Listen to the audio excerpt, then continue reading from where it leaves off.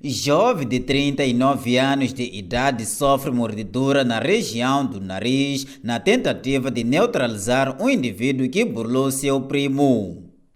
Esta é uma história que muitos têm visto nos filmes de ação e terror, mas o que dentro é ficção, aqui entre nós é realidade.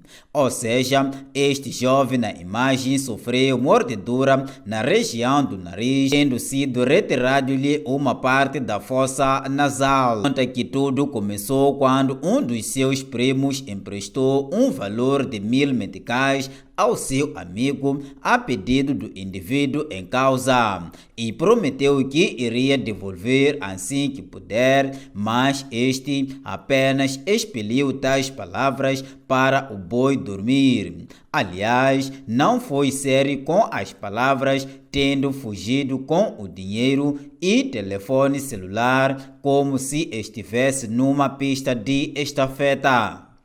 Dias se passaram, buscas foram feitas até que conseguiram localizar o praticante deste tipo legal de crime e veio a ser conduzido às celas, mas para o espanto da vítima, este foi informado que o cidadão em questão encontra-se fora a apanhar ar puro. Largou de trabalho, foi para casa. Quando chegou em casa, era naquela hora das 14 e tal, ia para as 15 horas.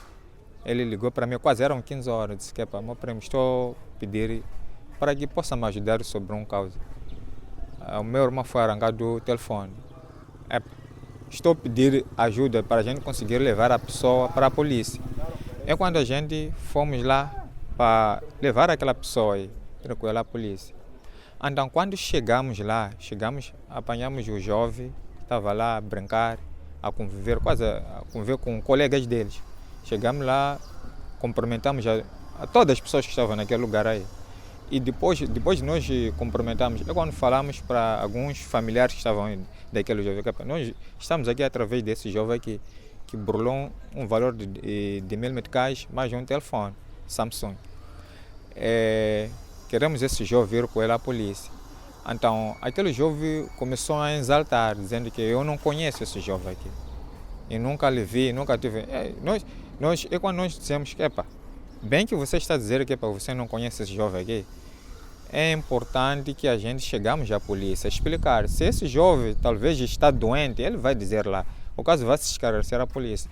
Então, o meu primo, quando ele pega de um braço esquerdo, tá vendo, para tentar levar para a polícia, ele começa a reagir, eu vi que vale a pena ajudando. Quando eu fui tentando pegar as pernas dele para poder amarrar as mãos e levar à polícia, é quando ele tenta tirando a minha orelha.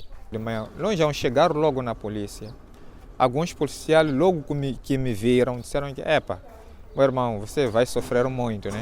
Sofreu e vai ter que manter com esse sofrimento para o resto da vida. Nós fizemos todo o procedimento que a lei diz. Fizemos processo, fomos meter à procuradoria, mas o próprio procurador é que veio tirar aquilo todo, não só o seu caso.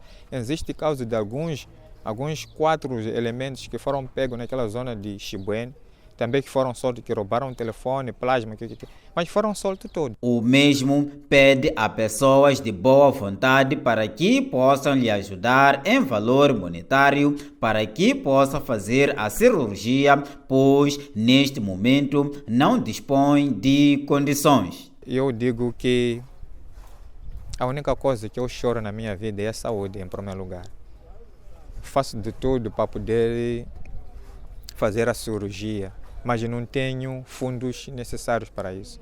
Não tenho dinheiro, não é? Faço de tudo para poder recuperar. Tentei perguntar a algumas pessoas, disseram que não, é possível fazer a cirurgia, mas requer dinheiro. E eu não tenho dinheiro para isso. E desta maneira que eu estou parado também de trabalhar. E tenho família para poder sustentar. E tudo está parado. Devido à nossa justiça. A nossa justiça, se as coisas seguiam-se como a lei determinava, eu não estaria nesse momento. Eu digo, não estaria talvez a ter uma entrevista dessa natureza. Eu não esperava disso na minha vida, mas é o que está acontecendo no nosso país. Horácio Querrá deseja que a justiça seja feita como deve ser. E o próprio procurador distrital daqui, distrito de Vilanculo, que retificasse o erro em primeiro lugar. É a única coisa que eu penso ao procurador distrital, retificasse o erro.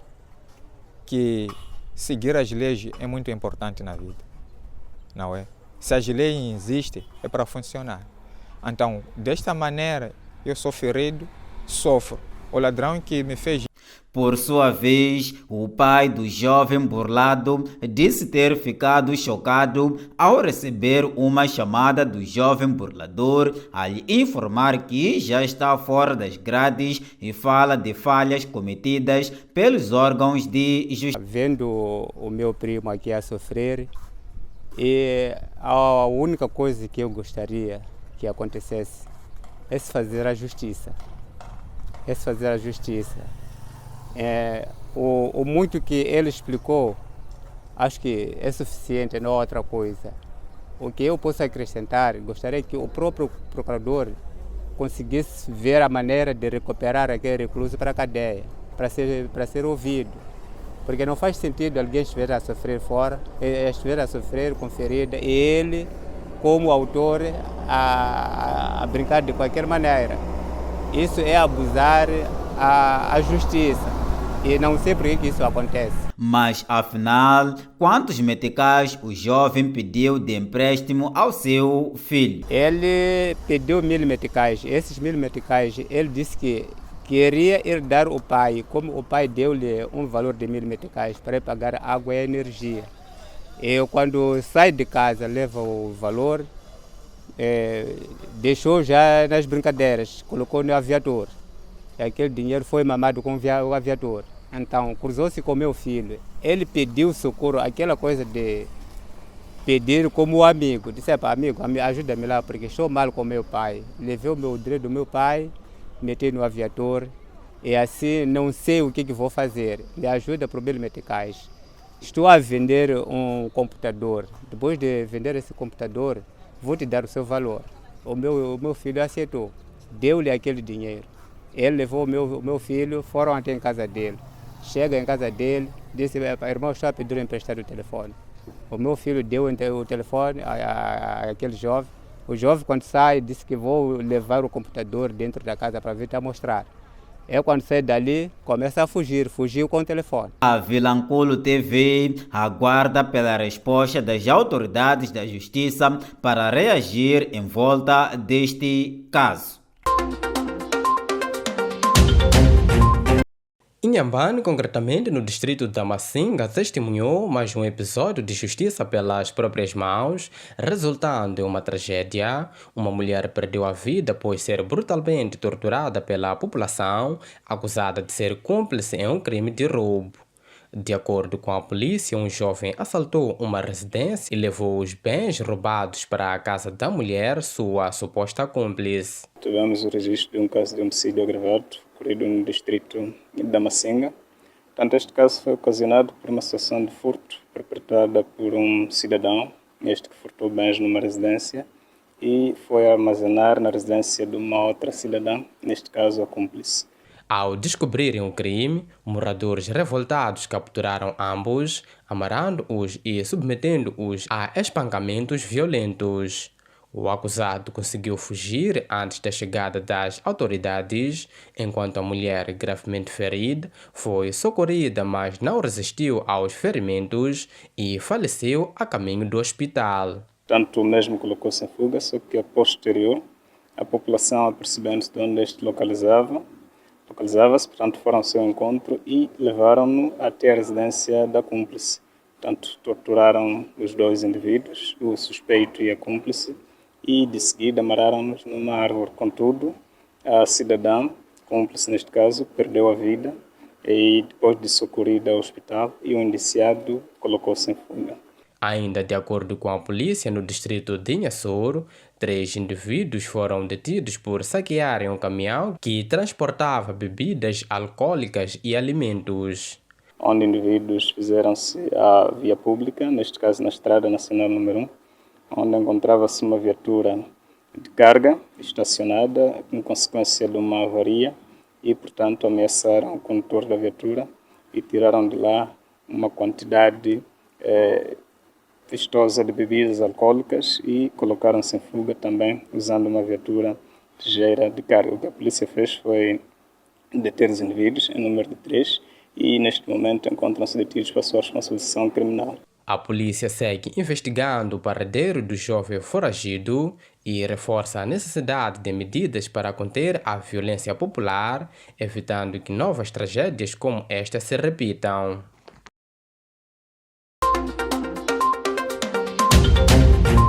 O Plano de Ação para a Operacionalização da Política e Estratégia da Gestão dos Deslocados Internos em Moçambique, lançado esta terça-feira na cidade de Maputo pelo Instituto Nacional de Gestão e Prevenção do Risco de Desastres, visa orientar o trabalho de apoio das populações em situação de vulnerabilidade. Durante o pico dos ataques terroristas perpetuados pelos insurgentes na Zona Norte, o país registrou o deslocamento de cerca de 1.400.000 pessoas deslocadas, das quais cerca de 600.000 retornaram às zonas de origem. É dentro deste contexto que o governo de Moçambique, preocupado com o bem-estar das comunidades expostas aos múltiplos riscos ou ameaças que enfrentam o nosso país, sejam eles de origem natural ou humana, aprovou a política de gestão dos deslocados internos, que visa reduzir o risco de deslocamentos e prestar assistência às vítimas na procura de soluções duradouras para a melhoria das suas vidas. Segundo Luísa Meck, o plano orienta igualmente prioridades que assegurem o processo de inclusão social. O presente plano orienta as prioridades que passam por assegurar a inclusão da população deslocada no processo de desenvolvimento, bem como a criação de condições para o alcance dos objetivos da Estratégia Nacional de Desenvolvimento, da Convenção da União Africana sobre a proteção e assistência às pessoas deslocadas internamente em África, dos Objetivos de Desenvolvimento Sustentável e do quadro de Sendai para a redução do risco de desastre 2015-2030. O presente plano define as ações de resposta à deslocação interna e redução da pobreza em matéria de acesso a serviços sociais básicos, como a educação, saúde, saneamento e abastecimento de águas, inclusão e segurança social, bem como proteção e oportunidades econômicas.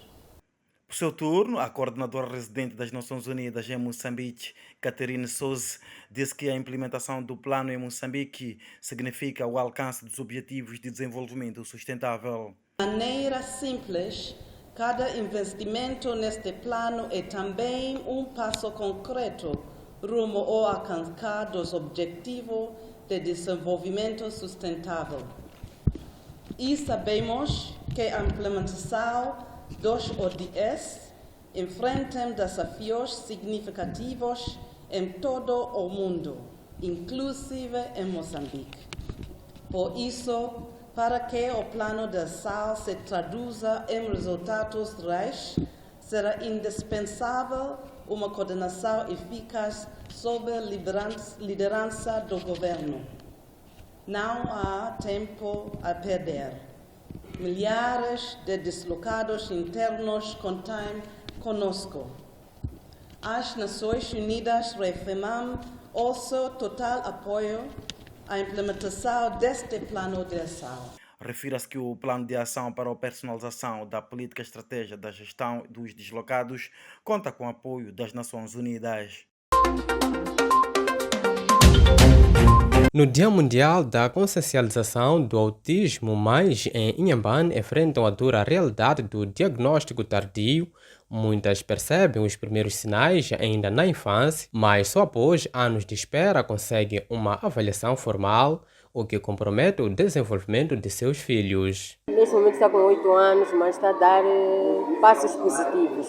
Estamos felizes, mas só falta a parte de fala.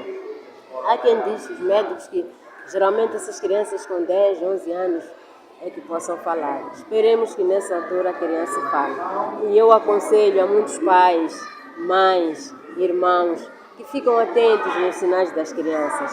Por acaso, meu filho é que deu um sinal das mãos da criança, que ele não abria bem as mãos. Daí começamos a ficar atentos. Especialistas alertam que o diagnóstico precoce é crucial para o desenvolvimento adequado das crianças, mas a falta de informações e a escassez de profissionais dificultam o acesso a um acompanhamento necessário. O pior problema é a falta de informação nos próprios cuidadores. Os cuidadores até chegam a 7 anos, ou os problemas são reportados pela escola, pelo professor. Os pais ficam acreditando que ainda deve ser fase de crescimento. A criança não está a falar na idade em que outras crianças falam, mas ficam acreditando que é simplesmente um atraso, que a posterior vai falar. Então chegam atrasados para a ajuda profissional e isso dificulta um pouquinho mais no suporte, no apoio que esses profissionais podem prestar.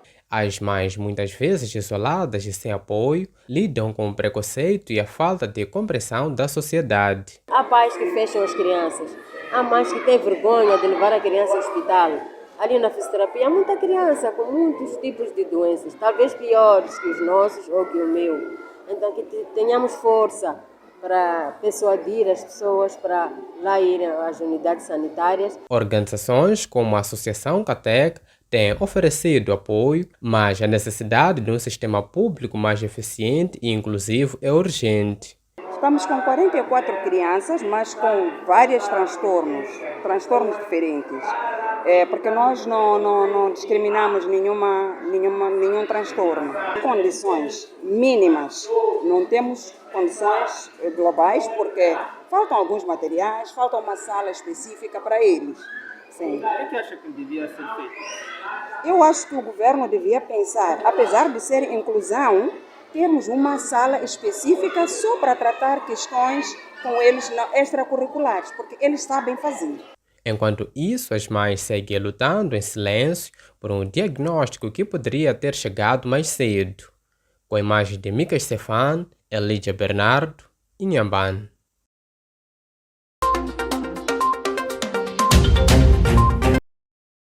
A Associação dos Profissionais de Saúde Unidos de Moçambique anunciou a suspensão da greve. A decisão visa dar espaço para um diálogo junto do governo a ter lugar no próximo dia 3 do mês em curso. A motivação da desvinculação é inerente à greve, dar espaço ao diálogo, Isso viemos dizer que o governo nos convidou para um diálogo no dia 3 de abril e que nesse diálogo que o governo prometeu no dia 3, se o governo não trouxer nada de concreto, porque na realidade o governo, como diz, já submeteu documentos às outras instituições para a realização de alguns acordos, mas essa realização dos acordos não vem com nada de concreto, o que significa que desde o ano passado o governo só está a dar volta com os documentos nos outros ministérios. Estamos a falar do Ministério das Finanças, Ministério da Administração Estatal e Função Pública, que não concretizam nada, só se levaram os documentos e submeteram. O grupo vai ao diálogo com o objetivo claro, trazer melhorias ao setor. Vamos abrir esse espaço do diálogo, mas esse espaço de diálogo é só de um dia, para não dizermos de algumas horas. Se não trouxer algo de concreto no mesmo dia 3 de abril, nós viemos anunciar a data concreta, mas que não vai fugir daquilo que são os trâmites legais, que não vai levar, porque a greve tem que ser anunciada 48 horas no mínimo, e que nós vamos anunciar nesse período essa greve para que desse tempo ao governo de fazer alguma coisa para que possa resolver essa situação. Recorde-se que os profissionais do setor da saúde têm reivindicando melhores condições de trabalho.